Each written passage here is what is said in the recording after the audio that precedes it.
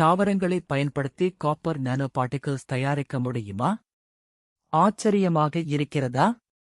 வாங்க பார்க்கலாம். முதலில் புதிய தாவர இலைகளை நன்றாக கழுவி சிறிய துண்டுகளாக வெட்டுகிறோம். பின்னர் அவற்றை டிஸ்டில்டில் சூடுபடுத்தி பிளான்ட் எக்ஸ்ட்ராக்ட் தயாரிக்கிறோம். அடுத்ததாக காப்பர் சால்ட் சொல்யூஷன் தயாரிக்கப்படுகிறது. இதில் உள்ள காப்பர் ஆயான்ஸ் தான் நானோ பார்ட்டிகிள்ஸ் உருவாக தேவையான பிரிகர்சர் ஆகஸ்டில் செயல்படுகின்றன. இப்போது பிளான்ட் ஐ காப்பர் சால்ட்டில் சேர்த்து நன்றாக கலக்கிறோம். தாவரத்தில் உள்ள இயற்கையான பைட்டோகெமிக்கல்ஸ் காப்பர் ஐ ரெடியூஸ் செய்து நானோ பார்ட்டிகிள்ஸ் உருவாக உதவுகின்றன. கவனித்து பாருங்கள்.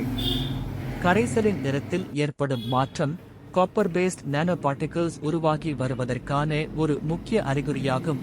உருவான ஐ சென்ட்ரிஃபியூஜ் செய்து வாஷ் செய்து ட்ரை செய்கிறோம். பின்னர் யுவி விசிபிள், FTIR, XRD மற்றும் எலக்ட்ரான் மைக்ரோஸ்கோபி மூலம் அவற்றை கேரக்டரைஸ் செய்யலாம். இந்த green synthesized copper nano particles antimicrobial materials, sensors, catalysis மற்றும் பல்வேறு அட்வான்ஸ்டில் பயன்படுத்தப்படலாம். இயற்கையும் நானோ தொழில்நுட்பமும் இணையும் அற்புதம் இது. மேலும் அறிவியல் வீடியோக்களுக்கு சப்ஸ்கிரைப் செய்யுங்கள்.